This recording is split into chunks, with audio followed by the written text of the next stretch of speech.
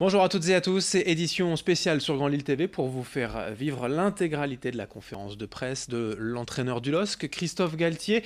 À 2 jours du dernier match de la saison, la 38e et dernière journée, ce sera à Saint-Étienne, samedi soir à 21 h. Le LOSC, vous le savez, est maintenu, mais il faut bien terminer l'année.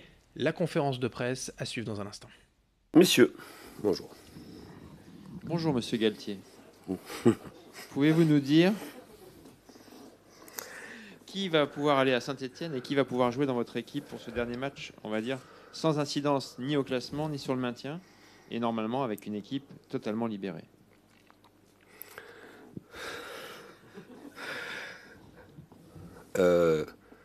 Qui ne pourra pas jouer? Adama Soumaro.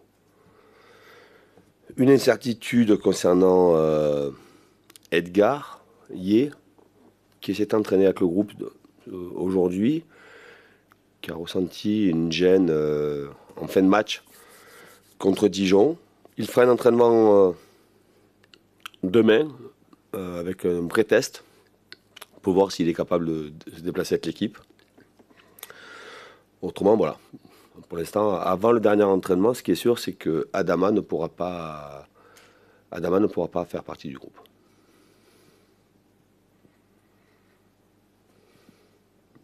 Est-ce que tu crains une démobilisation de tes joueurs pour plusieurs raisons, et notamment le fait que la saison a été tendue, extrêmement compliquée pour la pression inhérente au maintien, et qu'aujourd'hui, notamment, vous avez des joueurs qui sont possiblement sélectionnables en Coupe du Monde, donc qui n'ont pas forcément envie de se blesser, d'autres qui n'ont plus rien à jouer, d'autres qui sont peut-être déjà en vacances. Comment vas-tu résoudre ce petit problème?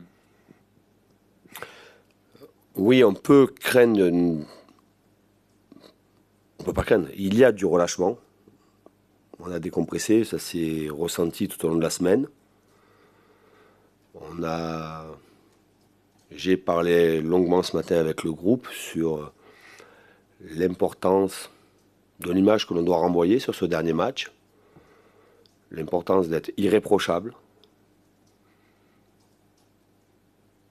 parce que c'est un match où il y a des enjeux pour les uns et pour les autres, et que nous, on doit avoir un comportement hyper professionnel.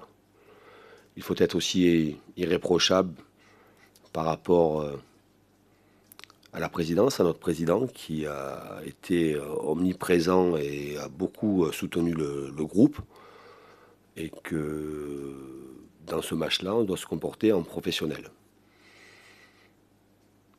Ensuite, concernant les joueurs, évidemment que j'ai en tête, et j'échangerai demain avec Hamza Mendil, qui est lui sélectionné pour aller faire la Coupe du Monde. Je parlerai avec lui pour savoir dans quel état d'esprit il peut être. Est-ce qu'il a des craintes, des appréhensions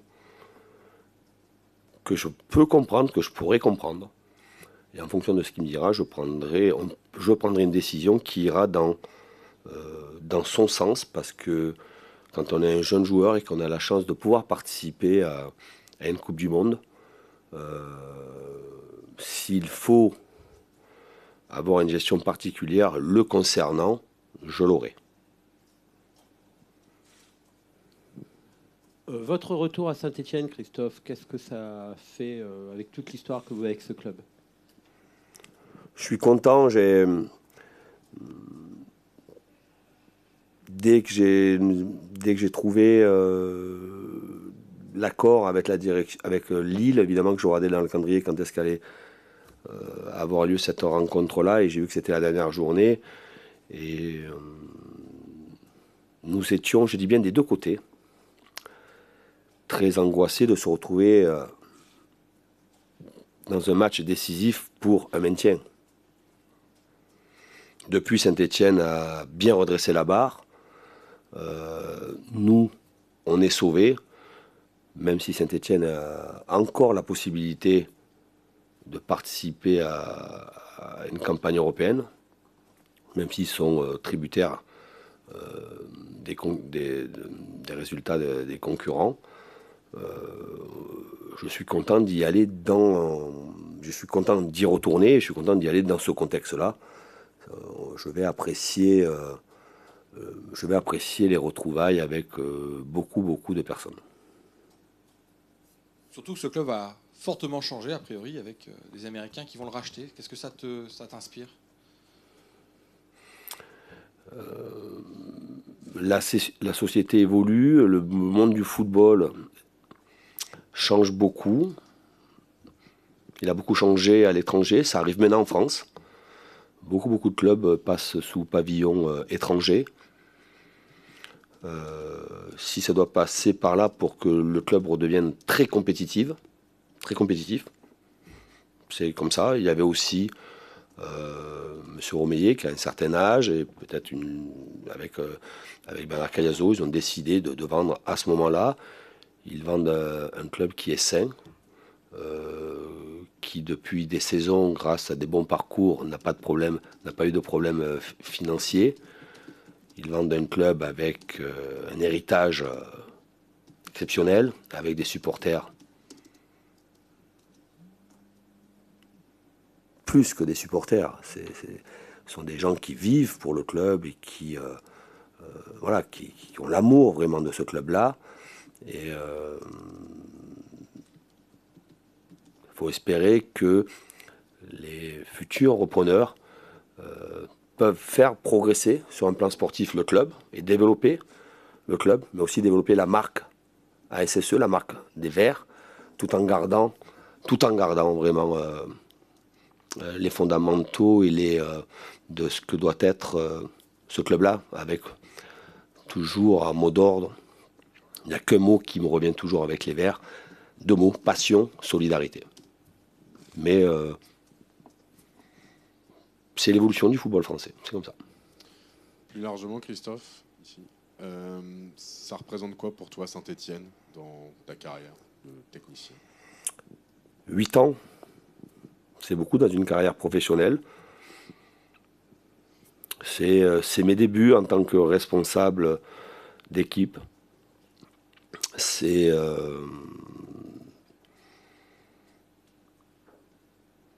me rappelle beaucoup de bons souvenirs, mais vraiment beaucoup de bons souvenirs. Quelquefois des déceptions, mais trop peu pour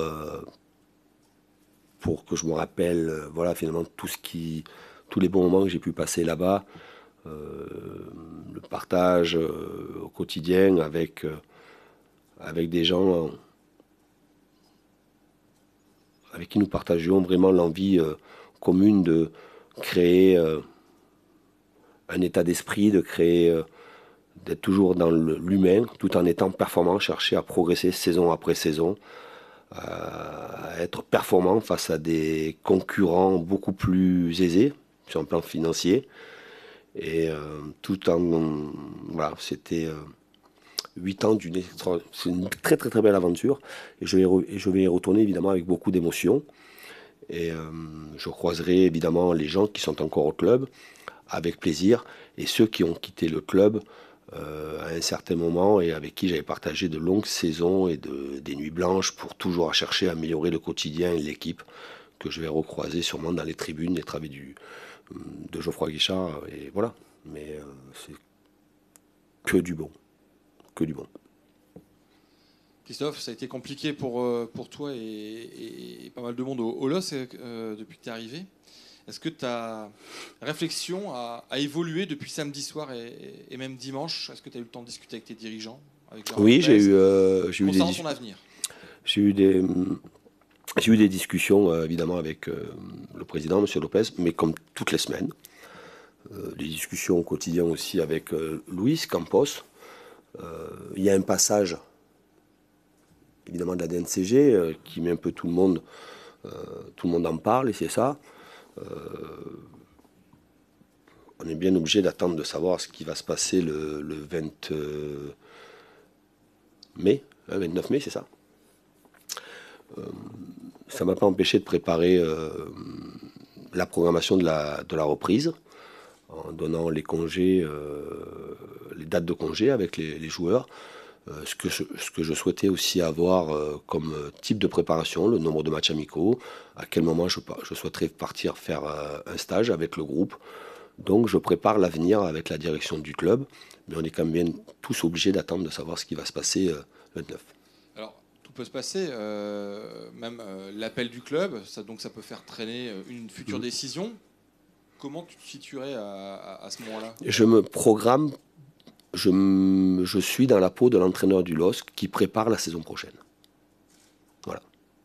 De manière très pragmatique, très professionnelle. Avec Luis Campos, nous étions encore aujourd'hui en discussion et en réunion. Non pas pour parler du recrutement, parce qu'évidemment que le recrutement fera partie de ce qui va se dire, de ce qui va être décidé le 29, mais voilà, d'élaborer la pré-saison de manière précise pour avoir les meilleures conditions possibles, pour avoir la meilleure préparation possible. Christophe, je voudrais qu'on parle de 2 joueurs. D'abord, Thiago Maia. Est-ce que le fait de le sortir du 11 de départ, c'est pas un des leviers dont tu parlais quand tu es arrivé au LOSC? Et Mike Maignan, est-ce qu'il sera titulaire ce week-end? Parce que manifestement, sa petite période où tu l'as sorti là aussi du 11 de départ, la petite leçon que tu as voulu lui donner, il a encore réussi à faire une grosse boulette qui a failli coûter très cher au LOSC le week-end dernier. Pour reprendre votre question, et excusez-moi de vous reprendre, c'est pas une leçon, c'était des choix. Thiago Maia, je l'ai senti moins performant à un certain moment et que j'avais aussi opté à Toulouse pour un milieu de terrain beaucoup plus athlétique, parce qu'il y avait de la densité à ce moment-là et qu'il y avait le retour d'Ibrahim. En étant mené au score, au lieu de faire entrer Thiago Maia qui a un profil plus de milieu défensif, j'ai opté pour faire entrer Thiago Mendes qui lui a un registre plus offensif. Son entrée m'avait plu et avait aussi m'avait plu. Ça nous avait permis aussi d'aller chercher la victoire. J'ai opté pour le même 11, j'ai fini avec un certain 11 à Toulouse. J'ai voulu repartir au milieu de terrain comme ça. Il n'y a pas de sanction, c'était simplement des choix, vraiment des choix sportifs, rien d'autre. Et que à partir du moment où tout l'effectif, ou quasiment tout l'effectif était opérationnel, d'autant plus qu'avec maintenant une certaine concurrence au milieu, avec les bonnes performances d'Yves Bissouma, il y avait de la concurrence et que j'ai cherché à monter le meilleur milieu de terrain possible. Est-ce que c'était un lui et non? Il a été victime de la concurrence et des performances des uns et des autres et de ses performances aussi, comme beaucoup des joueurs, la plupart des joueurs depuis que je suis là. Ensuite, concernant Mike, bien évidemment que je suis...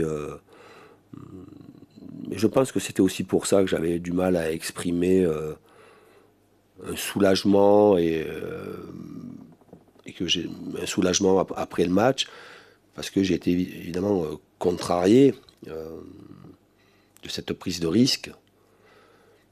Que serait-il passé si Dijon devait jouer le maintien aussi sur ce match-là et que tout le monde se ferme et que finalement on ne puisse pas l'emporter?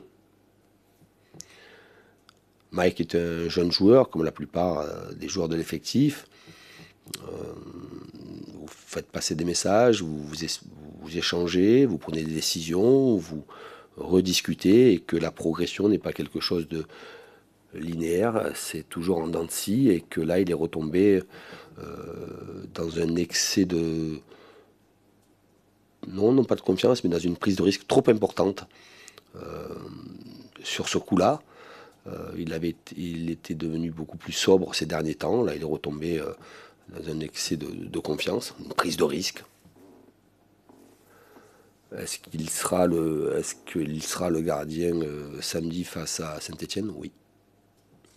Mais comme j'ai dit aux joueurs après dans le vestiaire, après le match, mais comme j'en ai parlé aussi cette semaine, il faut que tout ce qui s'est passé cette saison leur servent de leçon, qu'ils arrivent à analyser les raisons d'une telle saison, pour tout le monde, des périodes de contre-performance, et que ça doit leur permettre de grandir et de s'améliorer. Ici Christophe. Déjà en préambule, on peut souligner que votre maman avait raison. Je ne sais pas si Oui. elle s'y connaît si bien que ça en foot, non. En tout cas, elle avait raison. Ça a été 5 mois un petit peu de galère, ça a été vraiment un gros labeur pour vous. Qu'est-ce que vous ressortez de ces 5 mois? On va dire, si vous aviez une fierté à ressortir, un regret, et surtout, quel a été votre sentiment, on va dire le sentiment qui doit courir jusqu'ici, pendant cette semaine-là, de enfin avoir accompli ce maintien, quoi. C'était 5 mois très durs, de galère, non, très dur. La galère, c'est quand c'est très dur, quand vous n'êtes pas payé et quand vous travaillez dans des installations lamentables. Donc non, c'est pas le cas. On travaille dans de bonnes installations, les engagements ont toujours été respectés. Donc c'est 5 mois très durs. J'ai aucun sentiment de fierté. Je souhaiterais simplement, ce que je viens de dire, que les joueurs puissent retenir le fait que ce sont des saisons très difficiles et qu'il ne faut pas les revivre, et pour pas les revivre, il faut qu'ils soient beaucoup plus constants dans l'effort, beaucoup plus constants dans l'attitude, le professionnalisme, accepter des décisions, accepter de la concurrence, accepter des choix. Ça, je crois que dans ce sens-là, beaucoup vont progresser. Et qu'il faut retenir une chose importante, de ne pas recommettre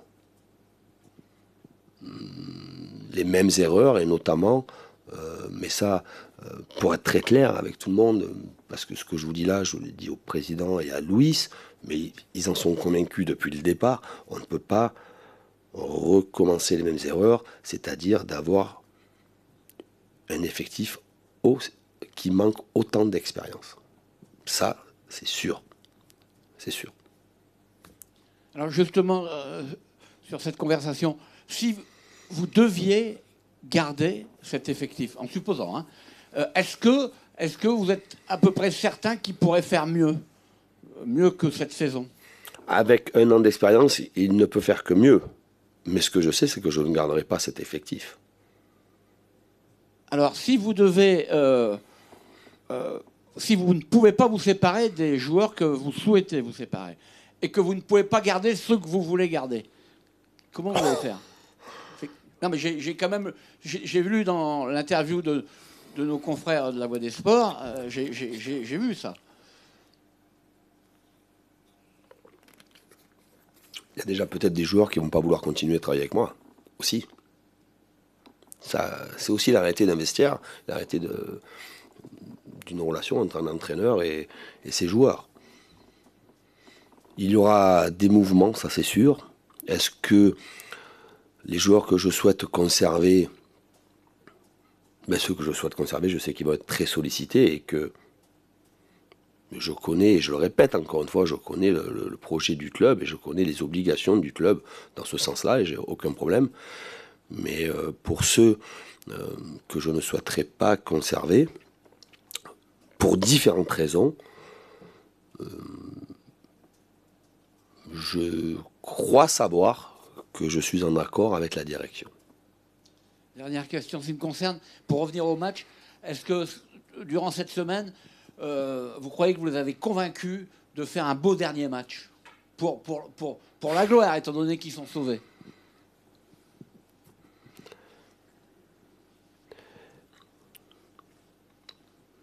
Sur un plan personnel, je les ai convaincus que c'était possible de se sauver dans une période très très difficile. Ça, c'est réussi. Je leur ai demandé d'être très professionnels, exemplaires et déterminés à faire un gros match. On a tout fait dans la semaine pour les préparer, et pour les préparer dans ce sens-là. J'espère, je croise les doigts, que dans un match où il n'y aura pas une obligation, c'est pas une obligation, où il n'y aura pas la crainte du résultat, j'espère qu'on aura dans l'investissement et le comportement une envie d'aller chercher une performance. Tout à l'heure, tu parlais du projet. En début de saison, c'est de finir dans le top 5. Est-ce que la saison prochaine, on t'a donné plus de précision? Non. C'était quoi la mission? Je veux aussi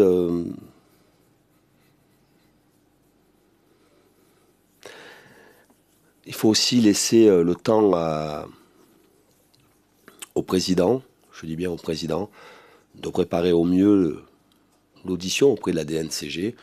Et donc, c'est pour ça que nous n'avons pas parlé de la saison prochaine proprement dit. On a parlé beaucoup de la préparation de la saison prochaine sur un plan strictement sportif, entraînement, stage et matchs amicaux. Laissons au président et à son équipe, en ne mettant aucune pression autour de tout ce qui peut se passer après en termes de qualité d'effectifs, nombre de joueurs et objectifs sportifs. Il y a un objectif important, c'est la date du 29 mai.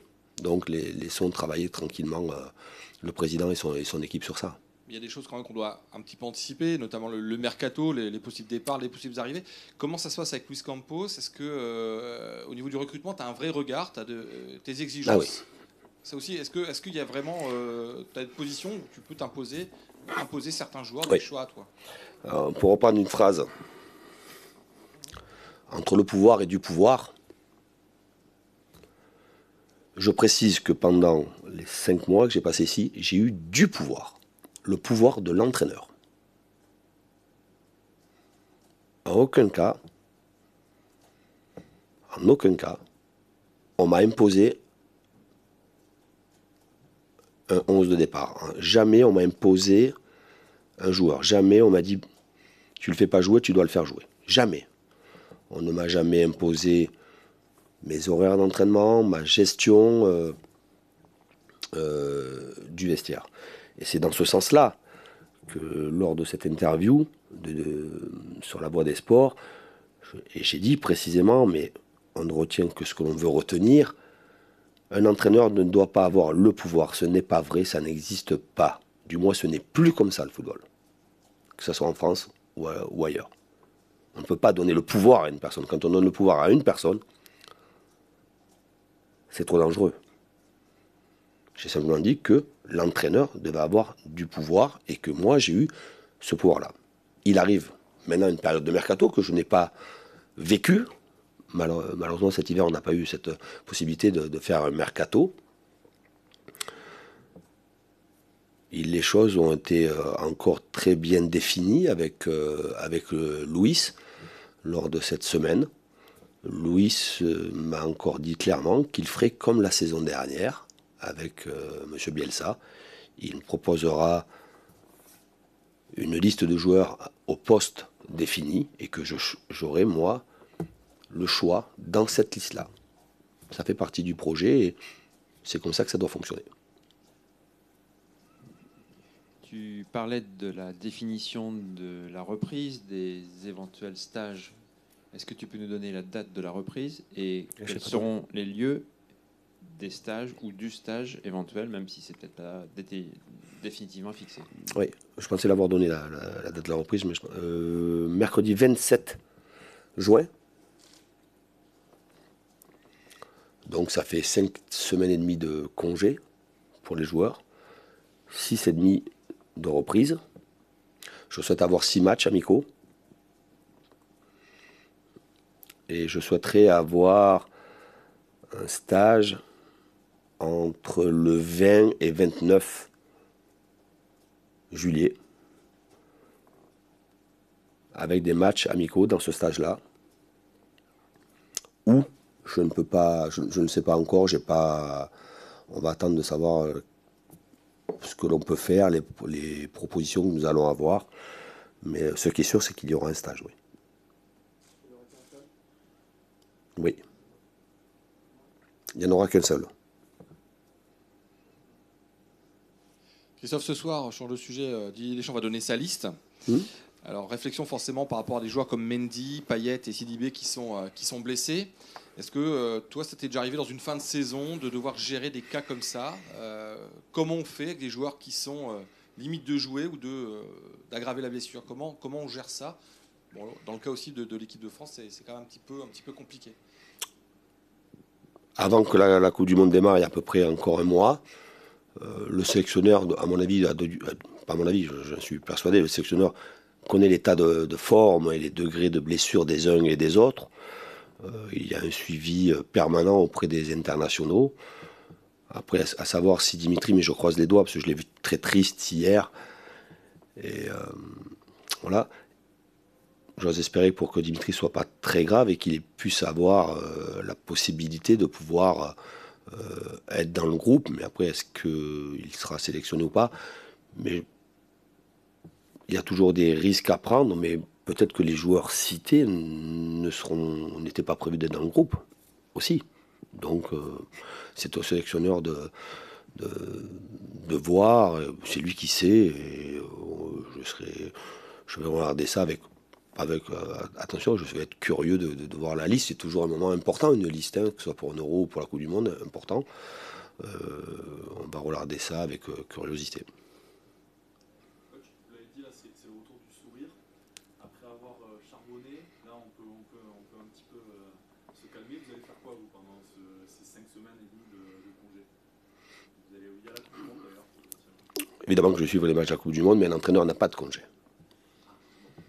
Un entraîneur, je vais rentrer évidemment chez moi, profiter de mes proches, de ma famille, mais on sera au quotidien au téléphone pour préparer au mieux la reprise dans l'organisation et aussi évidemment travailler sur le profil de la future équipe. Donc on passe du temps au téléphone, on passe du temps sur des écrans d'ordinateur pour visionner, pour analyser beaucoup de choses. Oui, les cigales, elles sont souvent au-dessus, oui. Elles sont au-dessus, oui. On les entend, oui. Voilà. Merci. Au revoir. Voilà pour cette dernière conférence de presse de Christophe Galtier, l'entraîneur du LOSC, donc avant le dernier match de la saison. Merci à vous de l'avoir suivi, merci de votre fidélité.